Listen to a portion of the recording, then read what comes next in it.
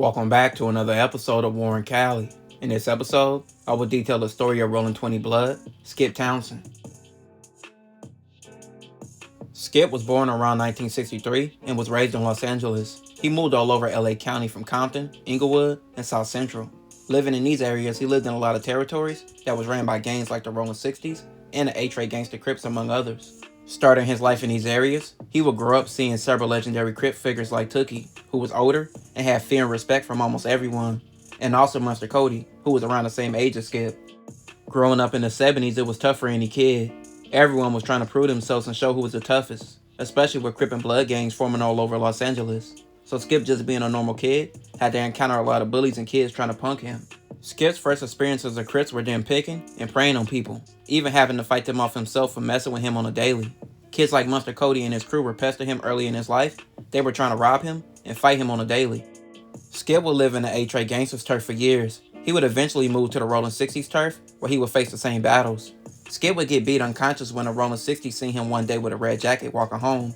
They jumped him, and that led to Skipp leaving the area. Skipp had family all over, so this led to him moving around a lot, and him also going to several schools. He tried to avoid the gang life, but trouble always found him. His mom would send him to San Diego with family to get away from what was going on in South Central, but going to Dago wouldn't work. Skipp would get kicked out of school for fighting and would go to jail for stealing cars. This led to him getting sent back to South Central and having to move in with his grandma, which he lived in a Rollin 20 Bloods turf, and this meant he had to go to Dorsey High School.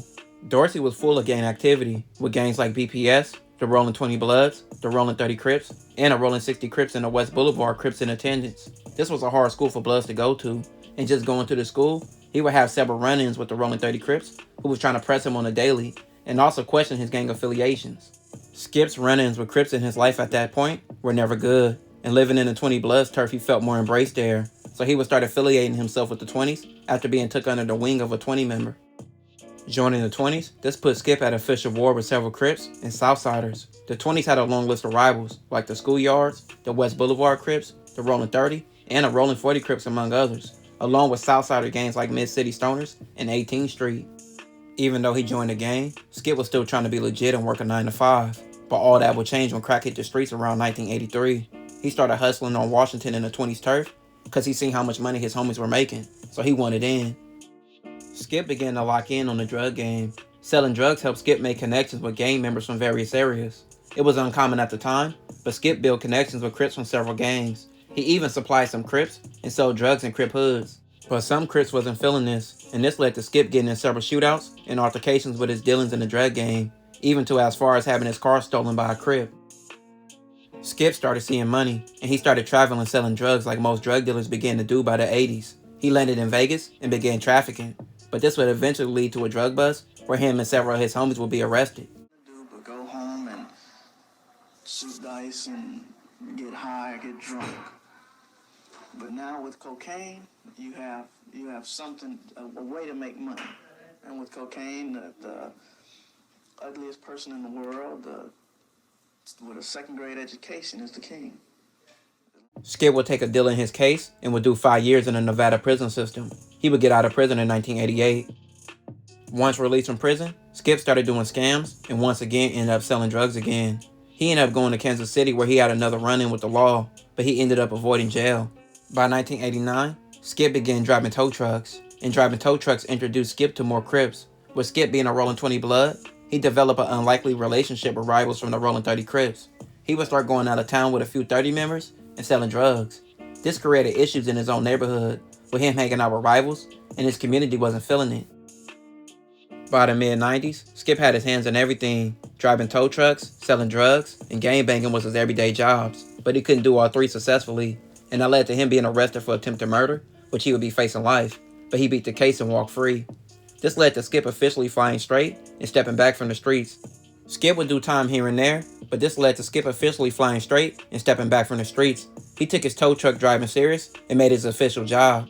Going into the 2000s, Skipp began learning and being around programs like Unity One and Jim Brown's American program that was about creating change in the urban community and steering gang members in the right direction in life. That's something Skipp began to take serious and follow the programs and their missions. Skipp first would start by looking out for his own community, taking younger people under his wing and looking out for them. By 2006, Skipp would start his own peace program called Second Call.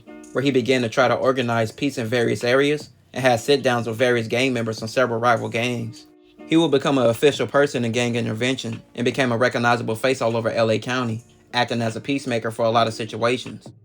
With Skipp's second call program, he helped many youths and ex-felons get jobs, also high school diplomas, and stay on the right path in life. And still to this current day, Skipp is still passionate about the bettering of the urban community and helping every way that he can. Skipp told his story on several platforms and even his own YouTube channel, which he has had for a while. Guys, I promote peace selfishly because I don't want to be the dead homie. I want to be alive and well, not dead or in jail at the end of the day. And I want my children to be alive and well, not dead or in jail. I want my grandchildren. So I promote peace daily. Here's the thing though, by default, I don't want you dead. I don't want your kids dead, your grandkids dead. So for those of y'all who say we ain't with peace, we don't want peace, well, the reason I promote peace is because if we make it and have these kids and these grandkids, eventually our children are going to start killing our children. And then their children will continuously kill our children. It's genocide. So don't say you don't agree with me. Don't say you don't agree with peace. Don't try to stop me from coming to the table. Don't try to stop me from promoting peace, because the life you save may be your own. And I'm trying to save your life just as well as mine. Stop fighting me. Skipp is another story how you can grow and change your life. Salute to him. This will conclude this episode. If you haven't already, check out my previous episodes. Don't forget to like, comment, and subscribe.